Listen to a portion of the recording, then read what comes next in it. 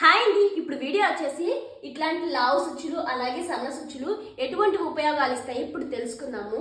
ఇవి వచ్చేసి సన్న స్విచ్లు అండి. ఇవి వచ్చేసి సింగిల్ పోల్ స్విచ్చెస్ అండి. వీటిల్లో 6 amps అలాగే 16 amps 20 amps అయితే ఉంటాయి. ఇది వచ్చేసి డిపి స్విచ్ అంటే డబుల్ పోల్ స్విచ్.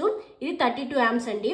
అసలు సింగిల్ పోల్ కి డబుల్ పోల్ కి తేడా అంటే ఇప్పుడు చూద్దాము. ఈ సింగిల్ పోల్ స్విచ్ వచ్చేసి పేస్ ఒకటే మన కంట్రోల్లో ఉంటుంది, అంటే ఆన్ ఆఫ్ చేసుకోగలం. న్యూట్రల్ వచ్చేసి డైరెక్ట్ గానే ఉంటుంది. ఇది వచ్చేసి డబుల్ పోల్ స్విచ్ అండి. ఇది పేసు న్యూట్రల్ మనం ఆన్ ఆఫ్ చేసుకోవచ్చు, అంటే కంట్రోల్ చేసుకోవచ్చు.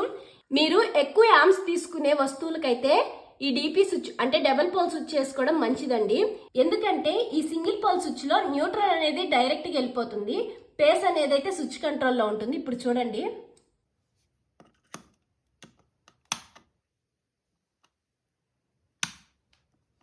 చూసారు కదా, న్యూట్రల్ అనేది డైరెక్ట్ గా ఉన్నప్పుడు మనకి హై వోల్టేజ్ ఎప్పుడు వస్తుందో తెలీదు, అంటే ఎక్కడ సంభవిస్తుందో తెలీదు. ఒక్కొక్కసారి ట్రాన్స్ఫారం కాడ ఎర్తింగ్ ప్రాబ్లం ఉన్నా కానీ హై వోల్టేజ్ వచ్చే ప్రమాదం ఉంది. అలాగే మనకి వర్షాకాలం ఉరుములు మెరుపులు వస్తాయి కదా, అప్పుడు కూడా హై వోల్టేజ్ వచ్చే ప్రమాదం ఉంది. అలాగే షార్ట్ సర్క్యూట్ వచ్చినప్పుడు స్విచ్ ఆఫ్ లో ఉన్నా కూడా హై వోల్టేజ్ అనేది న్యూట్రల్ గుండా వచ్చి ఎలక్ట్రికల్ ఎక్విప్మెంట్ ఫెయిల్ అయ్యే అవకాశాలు అయితే ఉంటాయి. ఇప్పుడైతే మనం డిపి స్విచ్ గురించి అయితే చెప్పుకుందాము. ఈ డిపి స్విచ్ వచ్చేసి పేస్ న్యూట్రల్ అనేది మన కంట్రోల్లో ఉంటుంది. మనం హైట్ లో ఇట్లాంటి ప్లగ్లు అనేది ఉంచినప్పుడు కూడా ఇలాంటి డిపి స్విచ్లు ఇక్కడ బిగించుకోవడం